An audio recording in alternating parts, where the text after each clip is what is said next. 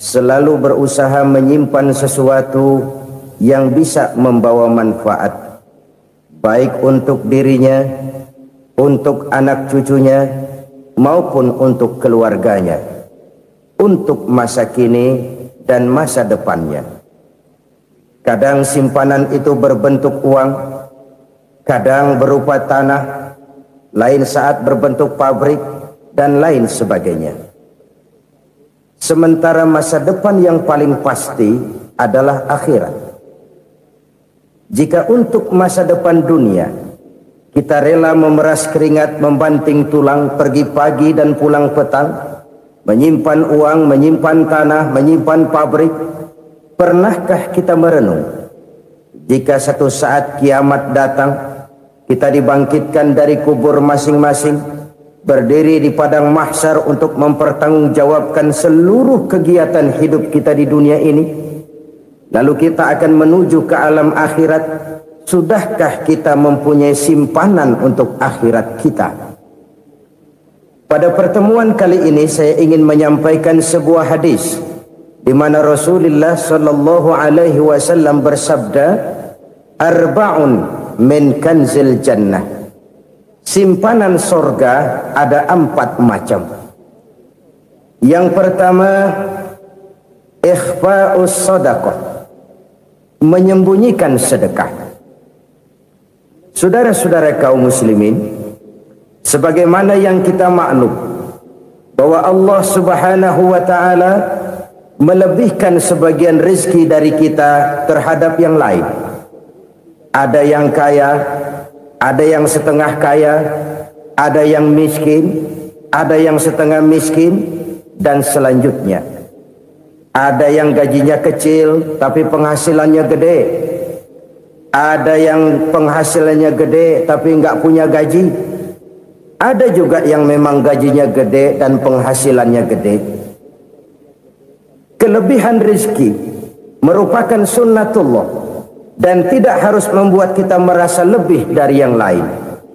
Bahkan sebaliknya, kelebihan itu harus membuat kita ringan tangan untuk menolong mereka yang memang memerlukan pertolongan.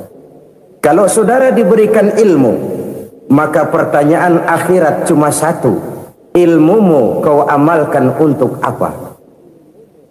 Kalau saudara diberikan umur yang panjang, pengadilan akhirat juga bertanya satu: umurmu kau habiskan di mana? Tapi kalau saudara diberikan harta, pengadilan akhirat akan bertanya 2: hartamu kau dapat dari mana? Kau belanjakan kemana? Dari mananya ditanya dan kemananya juga ditanya. Oleh karena kita akan dimintakan pertanggungan jawab, maka amanah yang bernama harta ini harus kita gunakan dengan sebaik-baiknya. Ada penggunaan yang merupakan kewajiban, itu zakat namanya.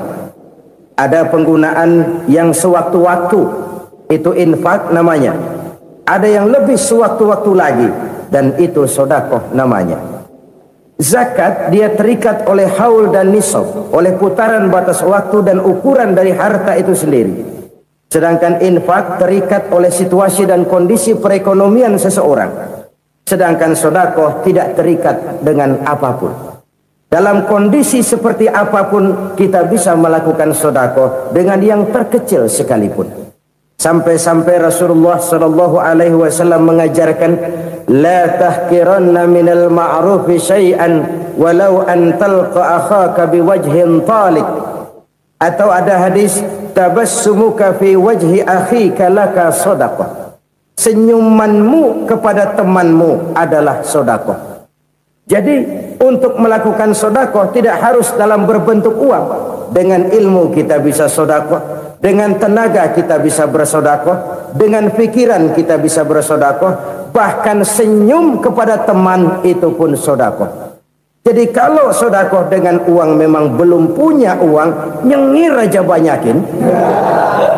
Itu asal pada tempatnya, jangan lalu ketemu tiang listrik cengengesan.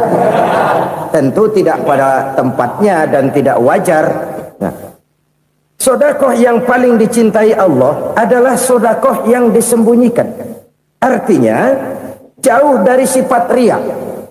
Kan kadang-kadang ada orang sedekah itu disebutkan namanya, apa tidak bagus? Kalau memang niatnya ikhlas, ya bagus-bagus saja untuk memberikan sugesti kepada yang lain.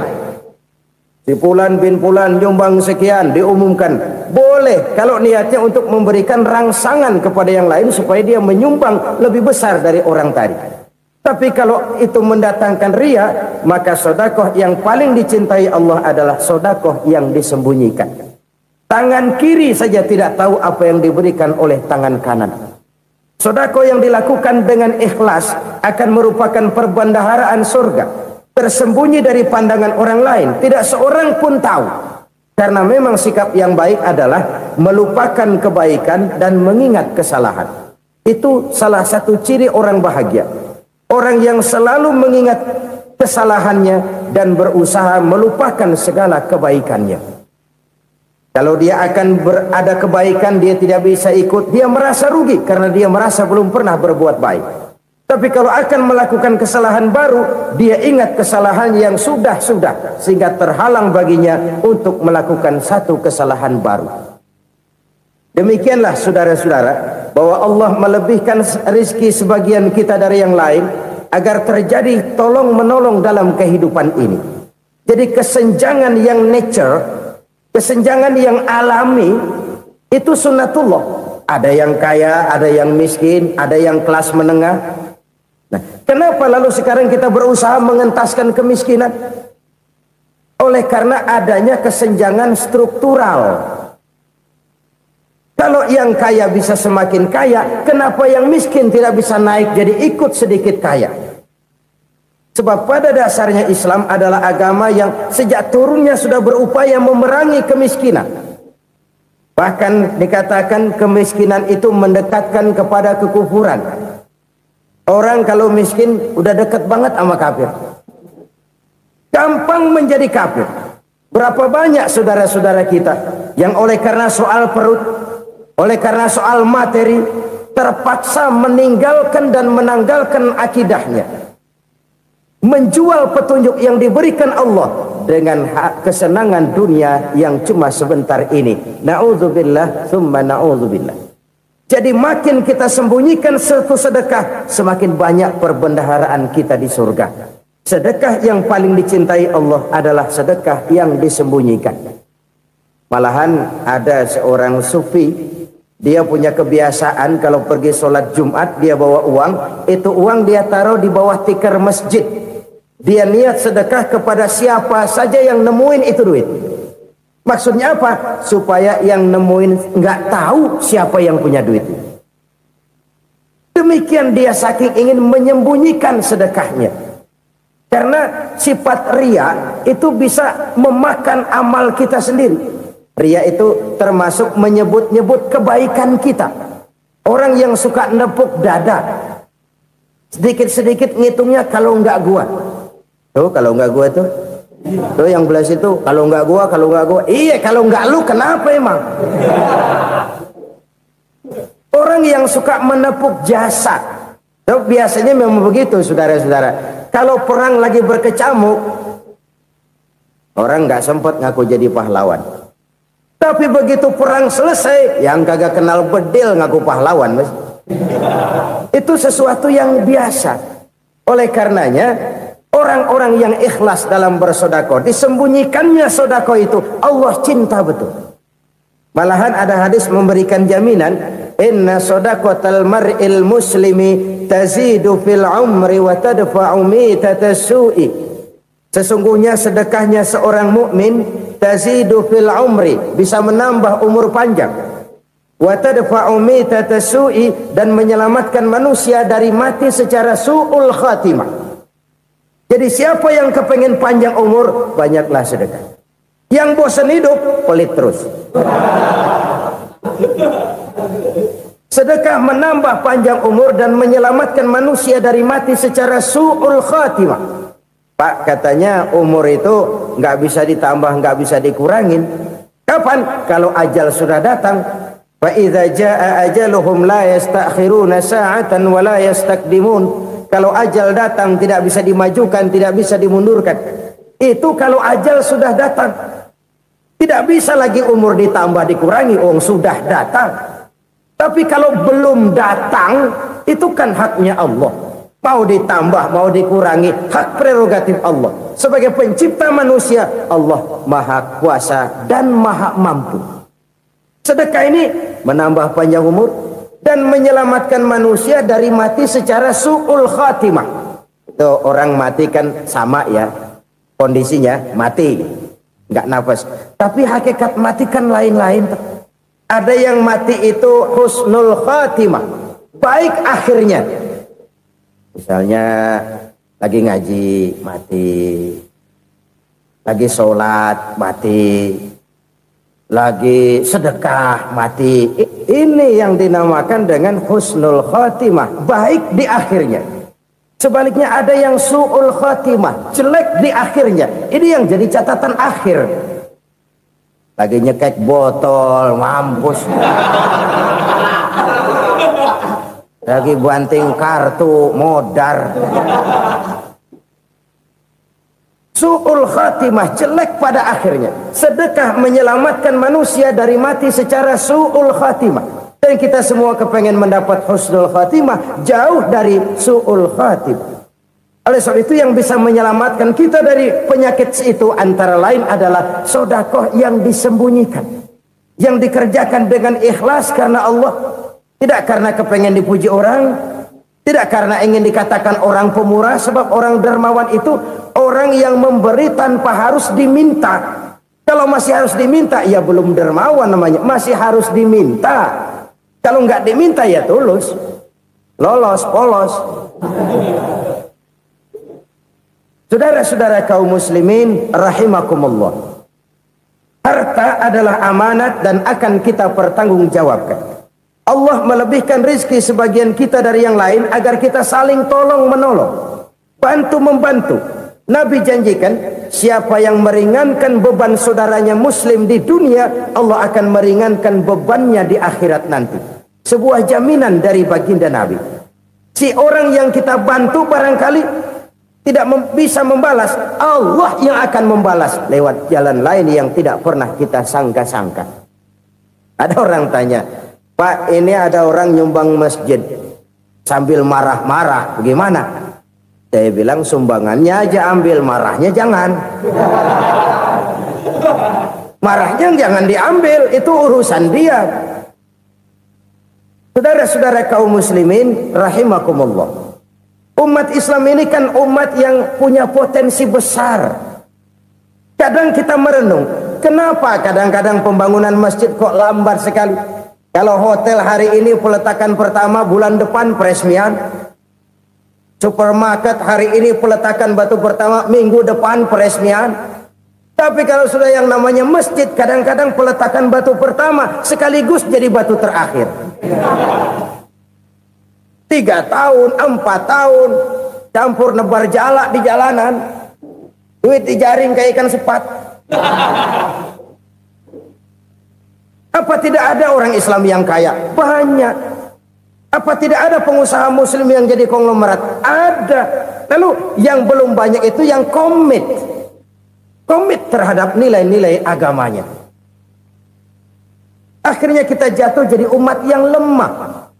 Belum ada pengusaha konglomerat muslim buka pabrik supermi cap beduk misalnya umpamanya atau pabrik kecap cap sorban supaya identitas keislamannya sedikit kelihatan. Kita jatuh jadi umat yang lemah karena potensi tidak terinventarisir dengan baik.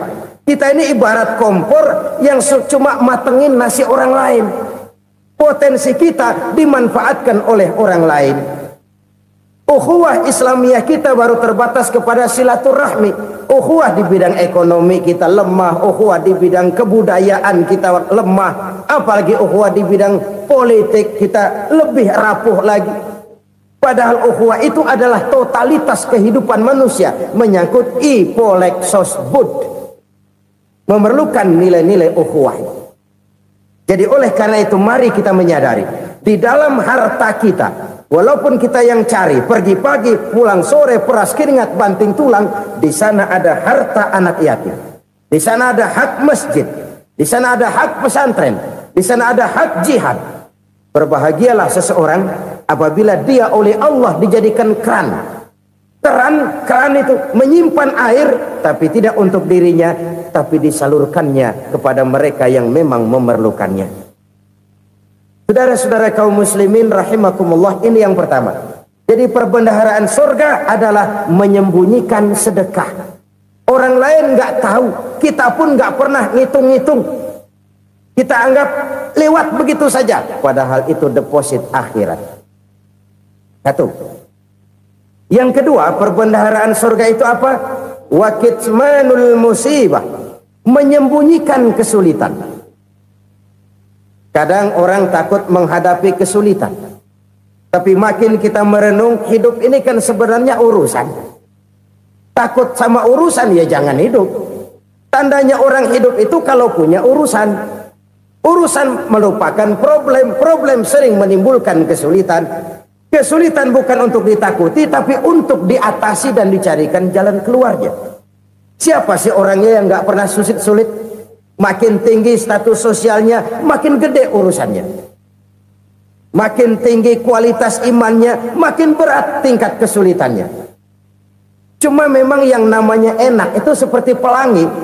Biang lala itu nggak pernah di atas kepala kita, di atas kepala orang melulu. Lo sih enak lo, kata kita. Dia juga bilang yang enak kan lo. Pelangi itu nggak pernah di atas kepala kita. Kata tukang beca, aduh enak ya naik Mercy. Kata tukang beca, apa yang di dalam mobil Mercy? Aduh enak bener tukang beca, di jok ngeringkuk ngorok pulas bener.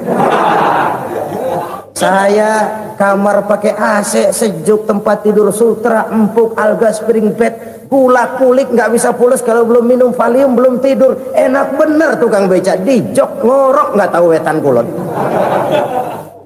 Si tukang beca bilang yang di Mercy enak, yang di Mercy bilang tukang beca enak. Inilah enak, nggak pernah di atas kepala kita, di atas kepala orang lain melulu enak itu.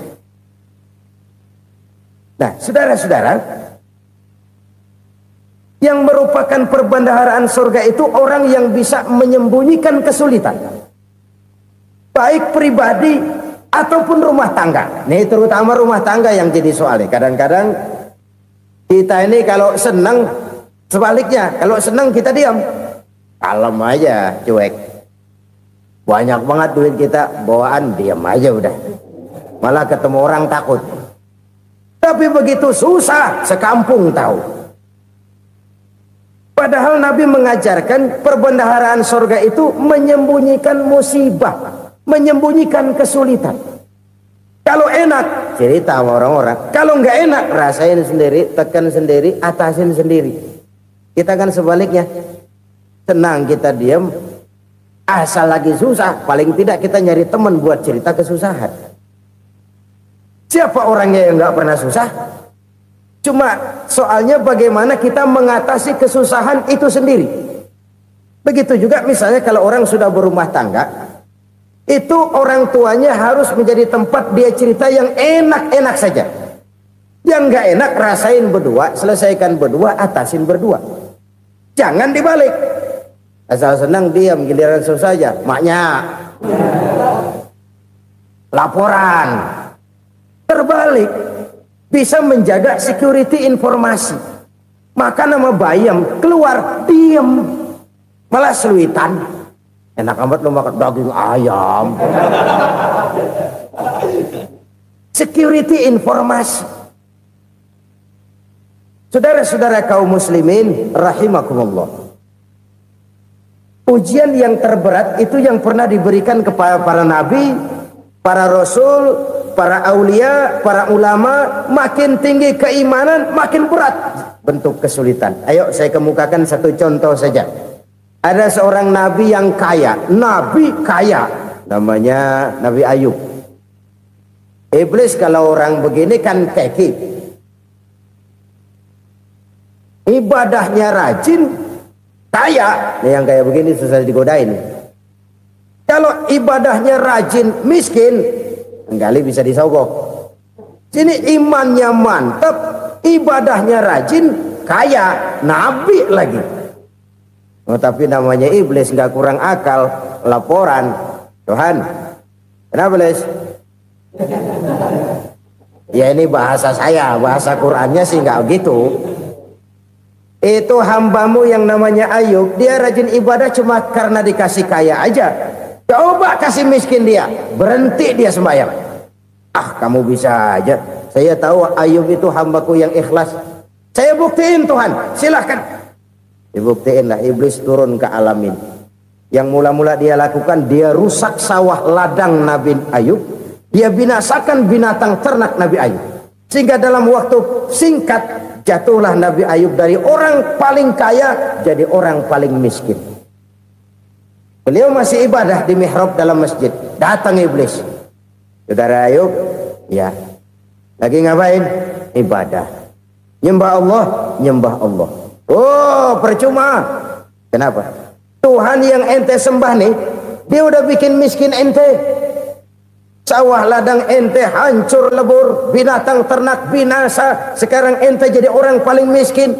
Ngapain nyembah Tuhan kayak begitu? Tekor. Udah berhenti dah ibadah, berhenti ibadah. Ini iblis sama Tuhan laporannya lain, yang dikerjakan kepada Nabi Ayub juga lain. Benar begitu iblis, kata Nabi Ayub. Iya, sawah ladang saya habis, buras. Binatang ternak saya binasa, binasa. Saya miskin, bangpak. Apa jawab Nabi Ayub? Bukan innalillahi, ini hebat. Alhamdulillahillazi a'tani wa akhza minni. Segala puji bagi Allah yang telah memberikan harta kepada saya dan sekarang mengambilnya lagi. Alhamdulillah. Allah yang ngasih, Allah yang ambil. Itu mah urusan Allah. Iblis cuman ibadah jalan terus, sujud lagi Nabi Ayub. Iblis seleher gondok banget. Dasar Nabi nggak mempan dia apa-apain. Miskin malah alhamdulillah. Allah yang ngasih, Allah yang ambil. Jadi kalau kita tidak komit, kita tidak terikat kepada kaya, miskin, senang, susah, apa yang bisa bikin kita susah? Jadikan kekayaan, kemiskinan, jadikan senang, susah sebagai anak buah yang bisa kita atur. Jangan kekayaan ngatur kita, jangan kemiskinan ngatur kita. Kita yang harus mengatur mereka. Senang, susah, kaya, miskin, bahagia, sengsara, jadikan itu anak buah yang bisa kita atur. Kalau sekarang kita kaya, lain saat boleh jadi kita miskin, semiskin-miskinnya. Allah yang ngasih, Allah yang ambil. Tenaga mana yang bisa menghalangi? Ibadah jalan terus. Iblis makin gondok. Dasar Nabi loh. Akhirnya apa? Nabi Ayub dikerjain, diberikan penyakit. Demikian fatal penyakitnya. Bayangin, udah miskin sakit. Masya Allah. Miskin sakit. Sakitnya nggak lama, kira-kira 16 tahun. Istrinya 3, 2 mental minta ceraiin. Ngerawatin laki bengek begini. Senang belum tentu, susah udah pasti nih. Cerai aja, cerai dah. Cerai. Tinggal satu Siti Rahmah yang setia menemani beliau. Sesetia-setianya hati perempuan. Satu saat Siti Rahmah bilang, "Bang, iya, abang kan Nabi, Bang. Lalu, namanya Nabi kan doanya jarang meleset, Bang. Maksud kamu minta kenapa sih sama Tuhan biar abang sembuh baik dah, Bang?" Siti Rahmah, iya. Saya sakit berapa tahun sih dah? 16 tahun, Bang. Sebelum ini saya sehat berapa tahun? Ya kira-kira 60 tahun, Bang. Nah, coba ente banding-bandingin, Rahmah. Saya dikasih sehat 60 tahun, dikasih sakit 16 tahun. Sudah nggak sabar mau doa kepada Allah minta sembuh. Saya malu kepada Allah. Diuji dengan yang luar biasa seperti ini, tidak mengganggu stabilitas kehambaannya. Dia tetap menghamba kepada Allah Subhanahu wa ta'ala. Saudara-saudara kaum muslimin rahimakumullah. Kunci menghadapi kesulitan itu apa? Allah jelaskan dalam satu ayat, wa basyiris sabirin alladzina iza asabathum musibah qalu inna lillahi wa inna ilaihi raji'un. Gembirakan orang-orang yang sabar. Siapa mereka itu? yang apabila mendapat musibah mereka kembali kepada keyakinan dasar segalanya dari Allah dan segalanya akan kembali kepada Allah. Ini konsepsi dasar dari sikap muslim dalam menghadapi berbagai kesulitan. Segalanya dari Allah, segalanya akan kembali kepada Allah. Kalau ini sudah kondisi dasarnya, maka kita akan lapang menghadapi kenyataan bagaimanapun pahitnya. Apakah itu namanya miskin, apakah itu namanya sakit, bahkan maut sekalipun. Maut sekalipun. Segalanya dari Allah, segalanya akan kembali kepada Allah. Ini sikap hidup, bukan sekedar ucapan. Kita kadang-kadang menjadikannya sebagai ucapan. Mulutnya sehingga berhenti, innalillahi wa inna ilaihi rajiun, tapi nangisnya terus gerung-gerungan. Bukan itu, ini kesadaran moral. Kalau segalanya dari Allah, segalanya kembali kepada Allah, kan sebenarnya cuma nunggu giliran. Hari ini saya nyembayangin dia, entah hari apa saya disembayangin orang. Hari ini saya antar dia ke kubur, entah hari apa orang nganterin saya ke kubur. Hari ini saya tahlilkan dia, entah nanti kapan orang tahlilkan saya. Segalanya dari Allah, segalanya akan kembali juga kepada Allah. Oleh sebab itu saudara-saudara, kesulitan bukan untuk ditakuti. Kesulitan justru untuk diatasi, dicarikan jalan keluarnya. Dan tidak ada orang yang tidak pernah mendapat kesulitan. Tidak ada. Semakin tinggi status sosial, semakin tinggi kualitas keimanan, semakin besar juga tingkat kesulitan. Hanya saja bagaimana cara kita mengatasinya. Dan Al-Quran menyatakan, inna ma'al usri yusra. Di balik kesulitan itu pasti ada kemudahan. Roda itu berputar. Karena itu Rasulullah Sallallahu Alaihi Wasallam mengingatkan kepada kita, ta'arraf ilallahi firraha ya'rifka fisyiddah.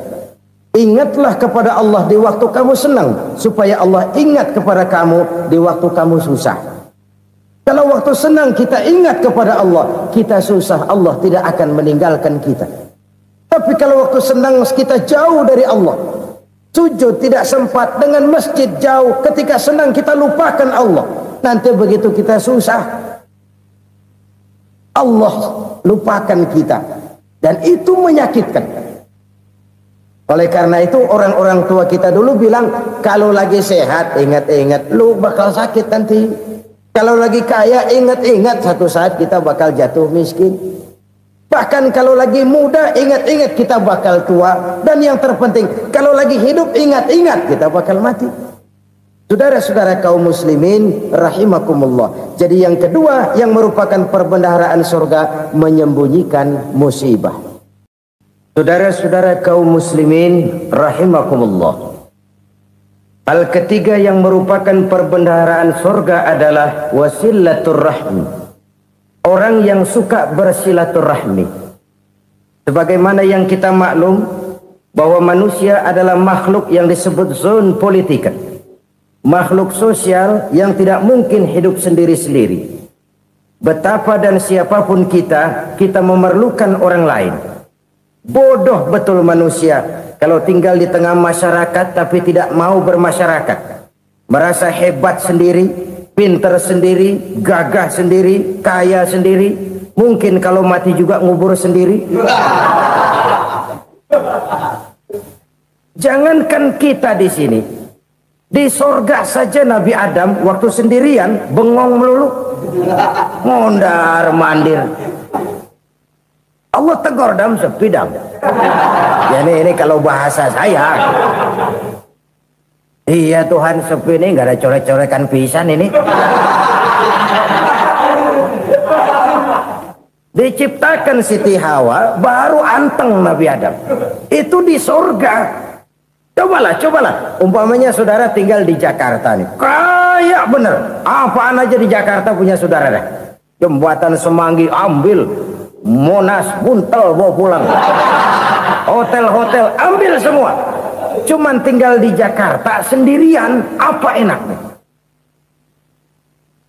Betapa dan siapapun kita perlu orang lain. Tidak ada seorang pun yang bisa memenuhi kebutuhan hidupnya secara sendiri-sendiri. Nah, Islam telah menyelamatkan manusia dari ras diskriminasi. Mengikat manusia dengan persaudaraan yang berlandaskan kepada akidah. Karena itu dianjurkan bersilaturahmi.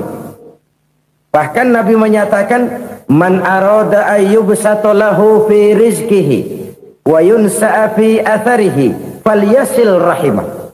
Siapa yang kepengen diluaskan rezekinya dan dipanjangkan usianya, banyaklah ia bersilaturahmi. Siapa yang kepengen dimudahkan rezekinya, hendaknya ia banyak bersilaturahmi. Kalau banyak teman, kesulitan kan paling tidak ada tempat cerita. Udah susah sendirian, kita pikirin diri, nggak ada tempat tukar pikiran. Cepet banget sama bengek. Dilawan sendiri. Nah, secara makro kita bisa berkata, tidak mungkin ada kemenangan kalau tidak ada kekuatan. Tidak ada kekuatan kalau tidak ada kesatuan dan persatuan. Tidak mungkin ada kesatuan dan persatuan tanpa semangat silaturahmi. Kalau umat Islam mau menang, dia harus kuat. Kalau umat Islam mau kuat, dia harus bersatu. Kalau umat Islam mau bersatu, dia harus membudayakan silaturahmi ini. Bahkan sampai-sampai kata Nabi, kalau bisa cari nilai tambah. Apa? Silman qata'ak. Bersilaturahmilah kau kepada orang yang marah denganmu. Masya Allah, indahnya ajaran agama kita. Orang yang marah pun kepada kita, kata Nabi, kalau bisa bersilaturahmilah kepadanya, kepada orang yang marah itu. Di situ nilai tambah. Cuman jujur nih hadis, ngucapinnya gampang, ngamalinnya yang berat banget. Orang marah sama kita, kita disuruh silaturahmi, ada apa malu? Lu marah, ada gua marahan lagi, gue pikirin. Saudara-saudara kaum muslimin rahimakumullah. Tapi ini yang diajarkan, bahkan ini yang dicontohkan oleh baginda Rasul. Bagaimana begitu mudah, misalnya satu saat Abu Jahal ini ngatur strategi bagaimana bikin Muhammad celaka. Dia gali lubang di depan tempat tidurnya. Dia tutupin daun korma. Terus dia panggil seseorang, ke sini. Kasih tahu Muhammad, pamannya sakit keras, minta ditengokin. Berangkat orang ini ke sana. Muhammad, labbaik. Pamanmu sakit keras, dia minta ditengokin. Baik, saya akan datang menjenguk beliau. Berangkatlah Nabi ke rumah Abu Jahal tanpa prasangka apapun. Abu Jahal udah pasang setil, selimut 3 rangkap setengah dipakai, persis kayak orang meriang. Tapi sembari ngintip dari balik selimut, begitu Muhammad buka pintu, nah masuk perangkap nih. Muhammad jalan menuju tempat pembaringan. Makin lama makin dekat, makin lama makin dekat, makin dekat ke lubang yang dipasang oleh Abu Jahal itu. Dalam hati Abu Jahal, terus dah jatuh, mampus dah lo ini. Mampus lo hari ini nih.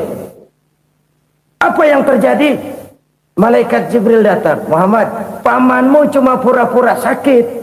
Di depan tempat tidurnya ada lubang perangkap supaya kamu jatuh ke situ. Sudah, kamu pulang. Balik kanan Nabi. Sudah hampir jatuh ke lubang, balik kanan, pulang. Bayangin kecewanya Abu Jahal. Muhammad dikit lagi, Muhammad dikit lagi. Enggak paman, saya pulang aja. Emosi bangun dari tempat tidur, enggak sadar kalau lagi pura-pura sakit. Lompat ngejar Nabi, dia lupa dengan lubang yang dia gali. Usrak, nyemplung sendiri ke dalam lubang.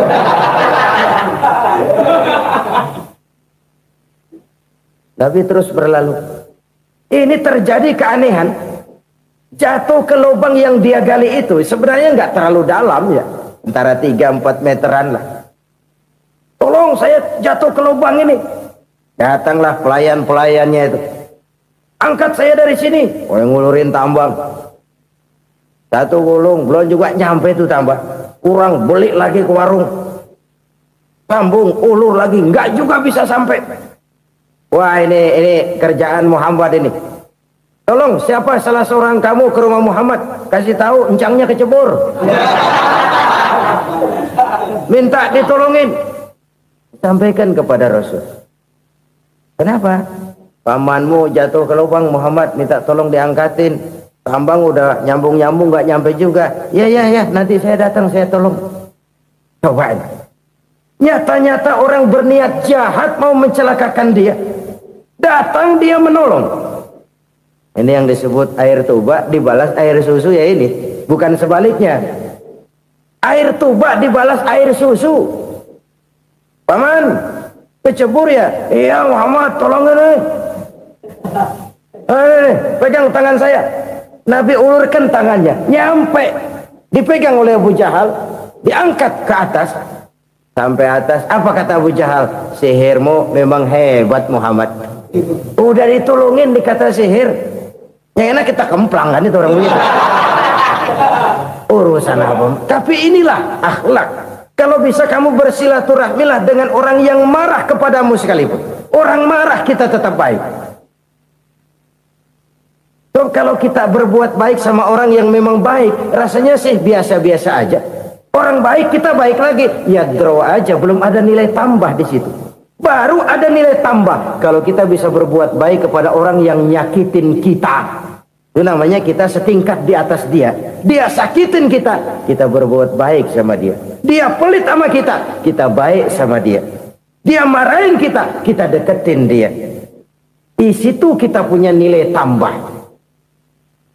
Jadi siapa yang ingin diluaskan rezekinya kata Nabi dan dipanjangkan umurnya, hendaklah ia banyak-banyak bersilaturahmi. Sederhana sebenarnya silaturahmi, tapi silaturahmi membangkitkan semangat kesatuan dan persatuan. Kesatuan dan persatuan melahirkan kekuatan. Dalam matematika 1 ditambah 1 pasti 2. Tapi di tengah masyarakat 1 orang takut ditambah 1 orang takut, hasilnya jadi 2 orang setengah berani.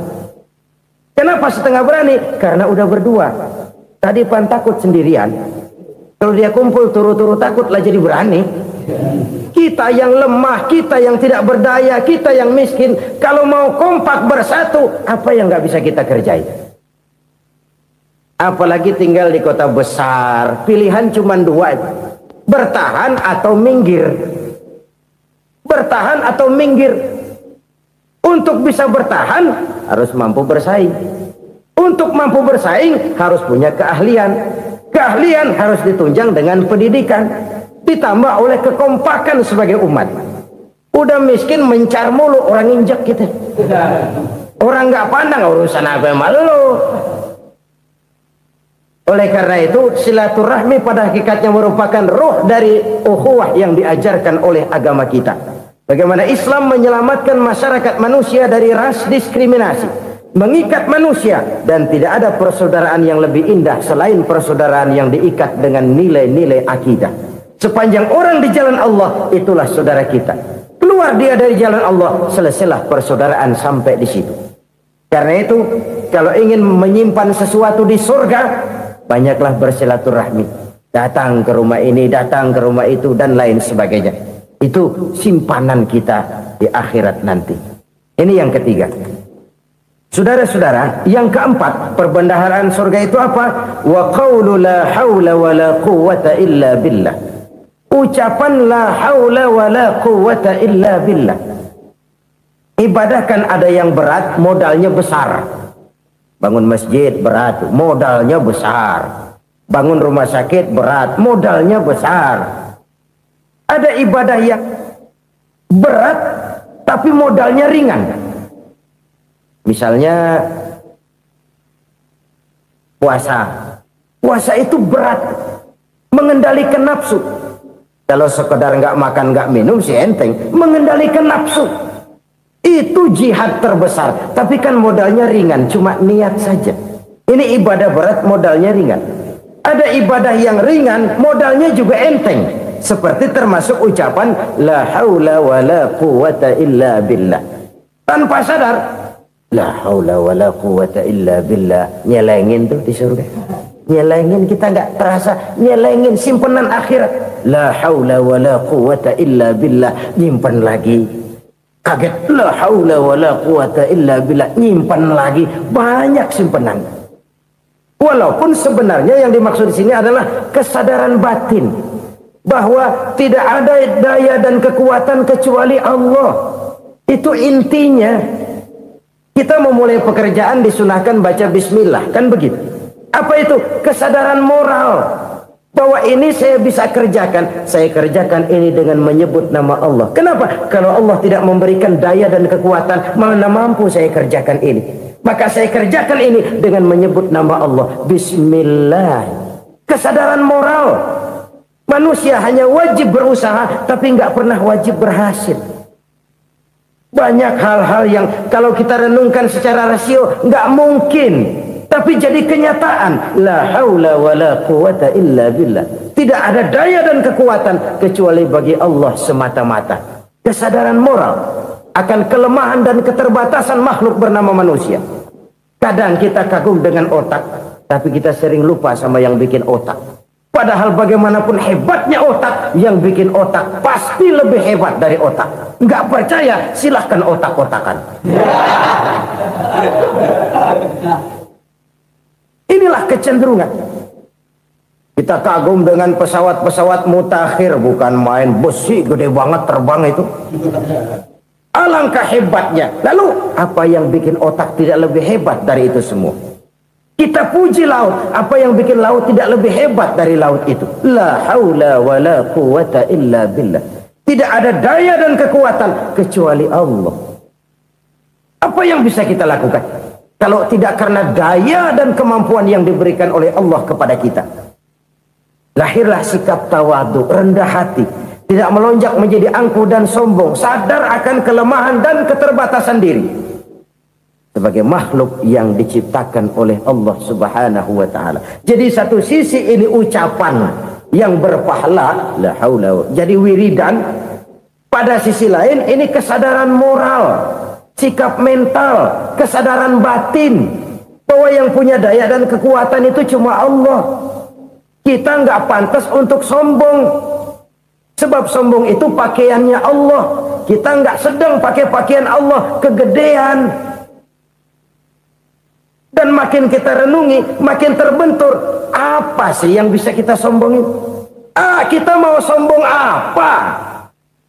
Kaya, pintar, itu kan semua relatif. Di atas langit masih ada langit lagi. Jadi oleh karenanya, marilah kita menyadari, manusia hanya wajib berusaha, tapi tidak pernah wajib berhasil. Yang berusaha saja tidak wajib berhasil, apalagi yang tidak berusaha. Islam bukan agama orang pemalas yang selesai sholat lalu ngelohom, nggelenggem ayem-ayem. Tapi Islam bukan agama orang sombong yang setelah berusaha lalu tidak memerlukan Allah. Kita bisa saja bikin proyeksi, tahun sekian kita bakal panen besar menurut perhitungan otak. Tapi ada kejadian lain. Apa? Tikus ngambek. Habis itu dimakanin tikus, panen gagal. Proyeksi rasional gagal oleh tikus-tikus yang ngambek itu. Bisa saja terjadi. Tahun depan kita panen besar, urung. Kenapa? Musim panas panjang. Dan sekarang ini koran-koran bikin berita musim mengalami penyelewengan. Bukan cuma manusia yang nyeleweng sekarang. Musim pakai nyeleweng. Mestinya kan musim hujan udah selesai, masih hujan-hujan juga. Musim.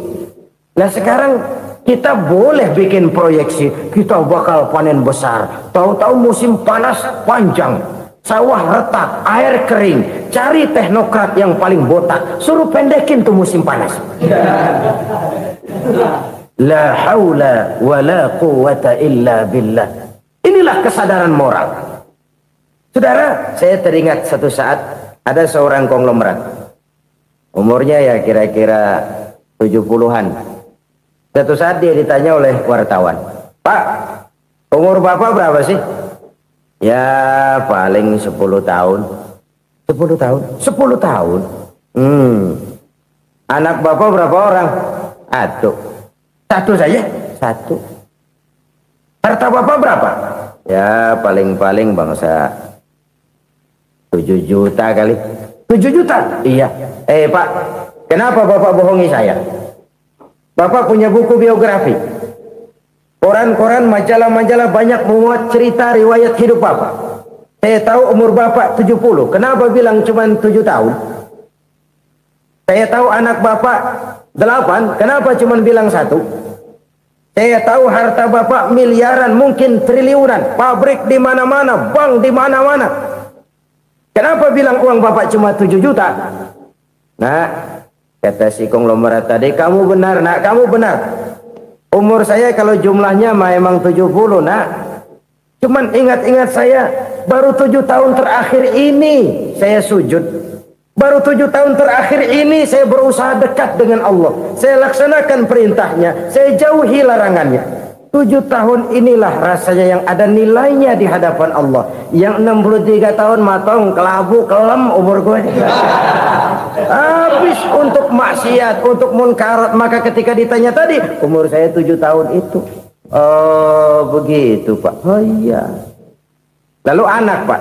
Anak bapak kan 8. Kenapa bilang cuma 1? Nah, kalau jumlah hitungannya memang anak saya 8. Tapi dari 8 orang ini rasanya cuma 1 nih.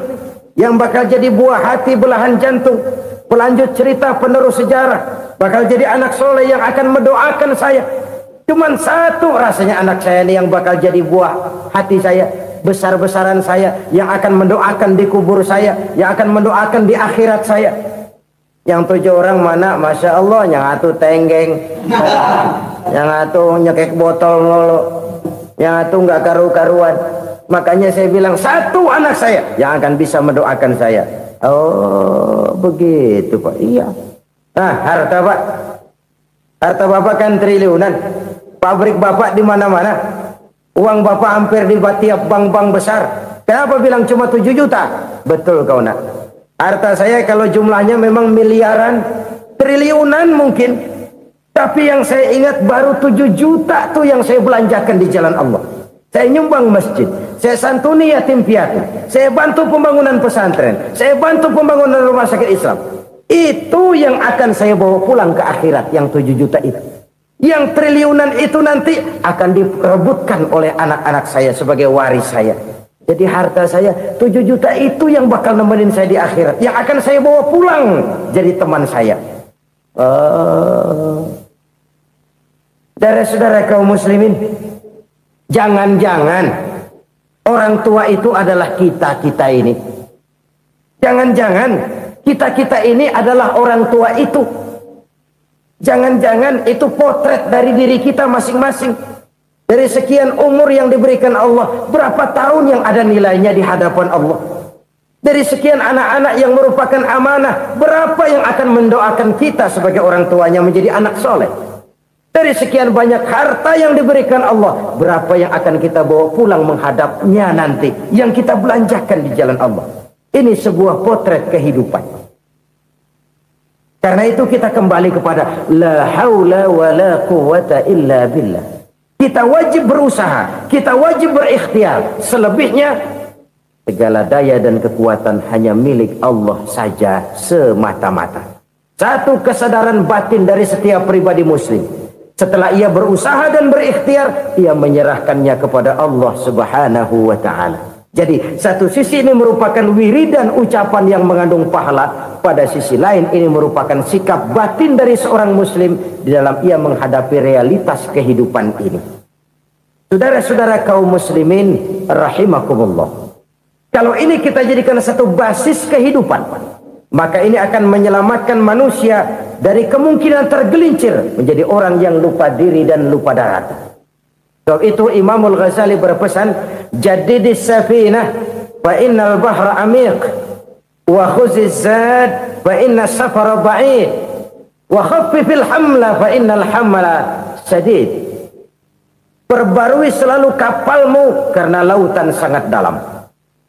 Bawa bekal yang banyak karena perjalanan ini sangat jauh. Ringankan beban karena kebanyakan beban akan menyakitkan. Alangkah indah kalimat ini, alangkah dalam makna yang terkandung di sana. Perbarui selalu kapalmu karena lautan sangat dalam. Apa artinya ini? Jaga mentalmu baik-baik. Pelihara imanmu baik-baik karena hidup penuh cobaan seperti lautan. Kita kalau berlayar di lautan kan kadang-kadang tenang, angin bertiup sepoi-sepoi basah. Jika malam datang bintang gemintang bertabur menghias cakrawala. Rembulan memantulkan sinarnya dengan indah. Dalam keadaan begitu berlayar enak. Tapi lain saat ombak menggunung, halilintar menyambar, angin topan bertiup. Berapa banyak sudah saudara-saudara kita yang tenggelam di lautan dunia tanpa sadar bahwa dia belum sampai kepada pantai yang akan dituju. Berapa banyak sudah saudara-saudara kita yang tenggelam di lautan dunia ini tanpa sempat bangkit lagi. Dia menyangka sudah sampai kepada tujuannya. Hati-hati kapal jangan sampai bocor karena lautan sangat dalam. Iman ini jaga baik-baik karena hidup penuh dengan ujian. Wa khuzizat fa inna safara ba'id. Bawa bekal yang banyak karena perjalanan sangat jauh. Saudara mau ke Bandung, bawa duit. Saudara mau ke Surabaya, banyakan lagi duitnya. Saudara mau ke Mekah, gepokan, iketan tuh duit nggak lembaran lagi. Makin jauh perjalanan, makin banyak bekal yang harus kita bawa. Kalau saudara dari Jakarta mau ke Surabaya, kagak bawa duit berangkat juga, itu sih bukan berani namanya, nekat. Sampai Surabaya belum tentu, sengsara di jalan udah pasti. Kenapa? Nggak bawa bekal berangkat. Sama juga kita nih, misalnya belum sempat sembahyang, mati. Waduh, berani banget orang. Belum punya bekal, mati. Sengsara di jalan. Atau bekal tidak cukup. Dari Jakarta saudara mau ke Surabaya, bawa duit 500 perak. Paling jauh Cikampek nyampenya itu. Paling jauh itu. Antara jauhnya perjalanan dengan bekal yang saudara bawa tidak seimbang. Hidup ini perjalanan panjang. A walking tour. Dimulai dari alam arwah. Sebelum jasad diciptakan, roh diciptakan lebih dulu. Dari situ pindah ke alam rahim. Dari alam rahim pindah ke alam dunia. Dari alam dunia pindah ke alam barzah. Baru menuju akhirat. Satu perjalanan panjang. Kalau bekal tidak bawa, sengsara di jalan. Bawa bekal yang banyak karena perjalanan ini sangat jauh. Wa khaffifil hamla, ringankan beban karena beban itu cuma akan menyulitkan. Kalau bekal itu sih keperluan, tapi beban nggak kita perluin, cuma ngeberat-beratin. Apa ini beban? Dosa, kecurangan, kebatilan, kezoliman, ketidakadilan, kesewenang-wenangan. Itu akan jadi beban kita di akhirat. Alangkah celakanya, perjalanan panjang, bekal tidak bawa, beban kelewat banyak, alamat sengsara di jalan. Pahala tidak ada, dosa berlipat ganda. Na'udzubillah, summa na'udzubillah. Kalau kita rangkum nasihat Al-Ghazali dengan kisah si konglomerat tadi, kita akan mengambil kesimpulan. Pertama, bekal terbaik dalam menghadapi gejolak kehidupan ini tidak lain adalah iman. Yang kedua, pahala dan dosa. Dua hal kontroversial. Pahala adalah bekal, dosa adalah beban. Tapi kita sekarang kan tidak begitu terangsang kepada yang abstrak. Orang berlomba mencari yang konkret-konkret saja. Yang real. Kalau memang dosa, benjol dong. Kira-kira begitu. Kira-kira begitu. Persis orang Yahudi dulu. Orang Yahudi itu kan pernah minta kepada Nabi Musa. Ya Musa, lan nu'mina laka hatta narallaha jahrah. Musa, kami nggak bakal mau beriman kepada Allah kalau belum kami lihat Allah ada nongkrong di depan kami. Kalau memang Tuhan ada, taruh dong di depan kami. Mau yang konkret-konkret saja. Kalau memang dosa, benjol dong. Kalau memang pahala, berasa dong. Orang terangsang kepada yang real, yang konkret-konkret saja. Karena itu, untuk mengejar dosa, orang mau bayar. Tapi untuk mengejar pahala, walaupun tidak bayar, orang segan.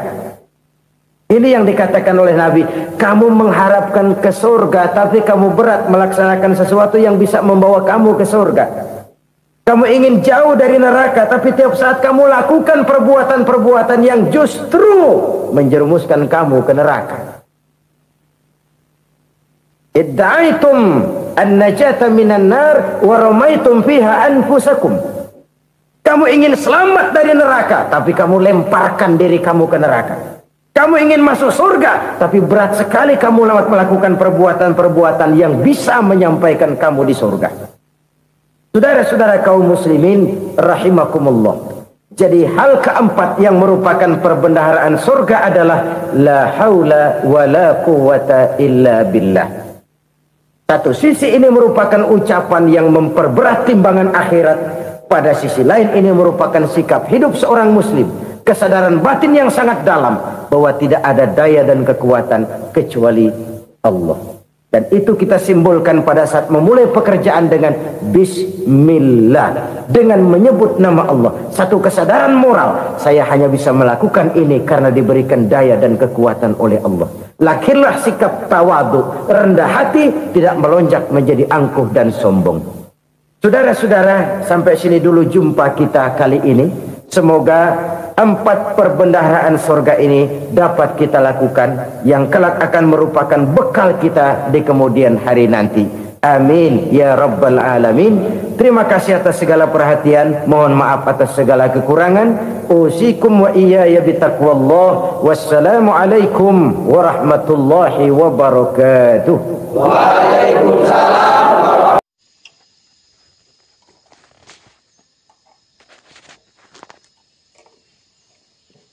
Kamu nak dulu lah. Amkan dulu. Amkan aku ngan kita jarang. Tadi dah ni. Baut. Kawan. Baut sama ini. Ya Allah. Ada ni kau malu ya. Tak lalu kemari lain lagi. Banyak pun. Makin kau tu yang tak ke bawah aku. Umban ni kocok. Ya Allah, kan siang dah kedua. Ini tak berjalan lagi ini saya tadi. Ini siap. Ya, tapi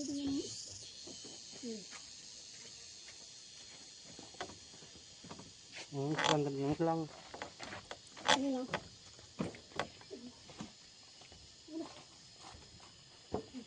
Mana kinjak apa tu? Kinjak apa yang mana? Oh, aku makan itu mana? Cuma makan itu. Mak kamu makan kinjak dia tak mari apa?